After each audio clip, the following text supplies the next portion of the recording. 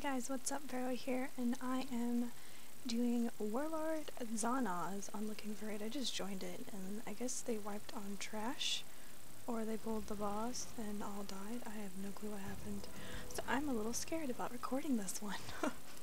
But basically, Warlord Zon'ozz is right in the middle of there. The things that you need to worry about for him I will go over in just a second, but after you kill Morchok, you can either go to the left side where there is a lovely green dragon, or you can go to the right side where there's like a goldishy, auburny one? I don't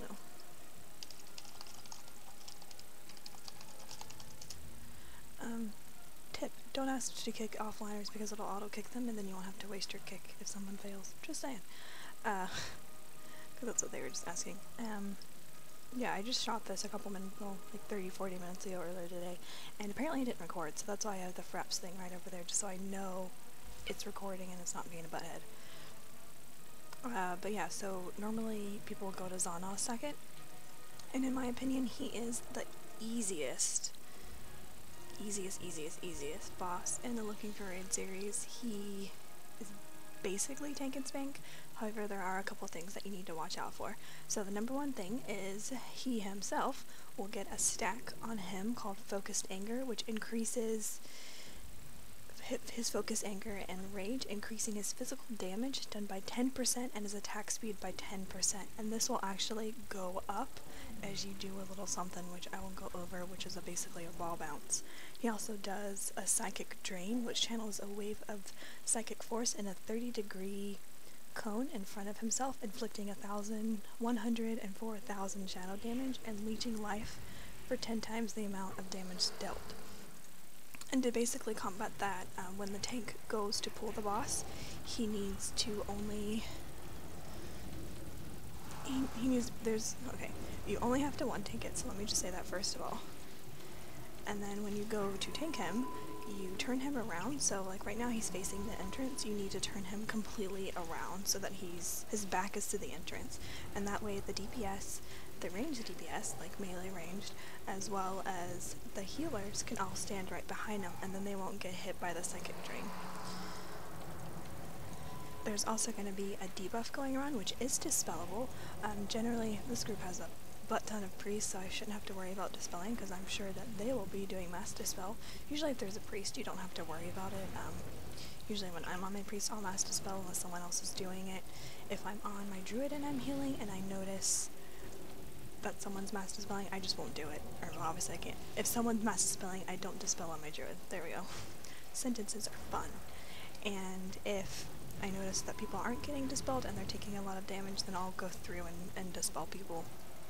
But generally there's usually a priest, and generally they're usually mass dispelling people.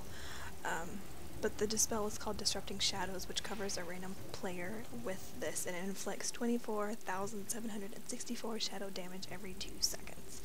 And it inflicts, I don't know the exact number, but 8 or 9 people at once, maybe a little bit more. I actually did less, maybe 6 or 7.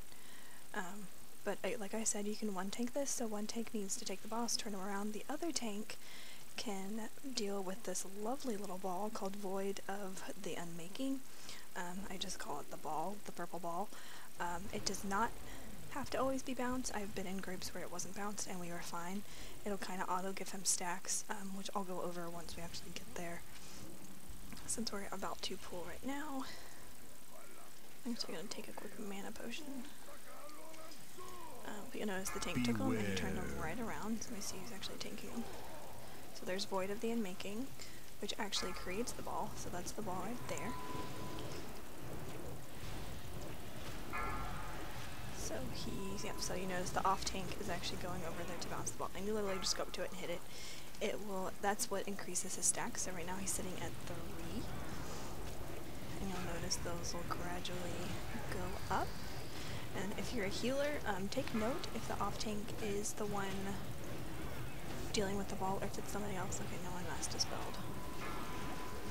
Oh, was that not? Oh, apparently I had mass dispel hotkeyed already. Whoops!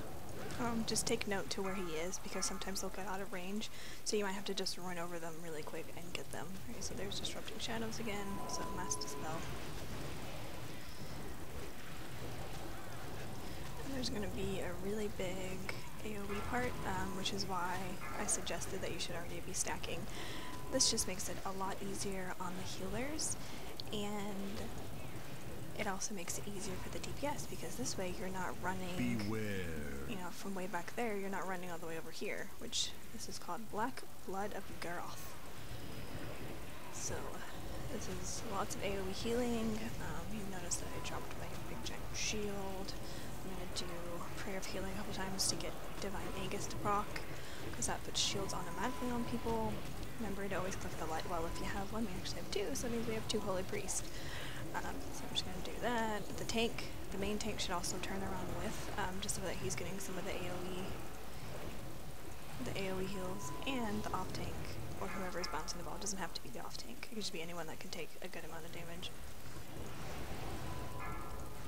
Needs to do it, needs to come into the group as well, just so that he's getting all the heals that are necessary. So yeah, there he's doing Psychic Drain, which I mentioned, which is the wave channeling cone, which the tanks can obviously handle. You just don't want it hitting the DPS, or even the heals. I'm actually going to shield him, because I'm going to actually put a couple buffs on him, because he's going to be probably getting out of range. See? But he's actually doing a really good job at coming back in range. It's much easier if you don't have to move. But I don't know if I said this. If I did, I'm just repeating myself, I'm sorry. But the reason you want to stack, besides for the AoE heals, if you're DPS, is so that you're not moving. Because if you're having, you know, if you're standing all the way back here and you're running forward, that's a couple seconds of DPS that you could be DPSing. So wouldn't it be better to just go ahead and stand there already, and then you don't have to worry about it? That's just my opinion. Usually the DPS tends to be really high on this phase, or on this boss, just because people aren't moving, and you don't really have to move unless you're... So I'm actually going to pop Divine Hymn. This is where you need to use all your healing cooldowns. You don't have to use them all at once. You can use, you know, so like right now I might use Divine Hymn the first time I use Warlord Barrier. If I was on my druid for the first one, I would probably use Tranquility. For the second one, I would probably use Tree of Life, because it increases the regrowth when my target hits. So. But this is basically Warlord Zon'ozz, so keep watching and you can see how we deal with things. I almost forgot to use that noob sauce. Like I said, this is the easiest boss. You can tell our top DPS is pulling 54k. Good job. I find, you know, if you're not pulling that much DPS in here, don't worry. Usually, one, people don't notice unless the group wipes, and two, I tend to be pretty forgiving in an environment like this. If the DPS is low, people are still maybe learning their classes or something. I've already done this boss, so that's why I can't roll on the loot. If you didn't know, you can't do it twice. You're from my server. I don't know you though. Alright, well, but that is Warlord Zon'ozz. As you can see, he is now a dead Warlord Zon'ozz, and good luck to you and looking for raid. I hope you get some epic loots, and I hope you enjoy this guide, and I hope it helped you. I will definitely continue making these. They're actually really fun to make. But if you haven't subscribed, please do so, and like and thumbs up, which I guess would be the same as liking, but whatever, and favorite and all that good stuff, and hopefully soon I will have the other video posted. Hope you guys have a good day. Bye.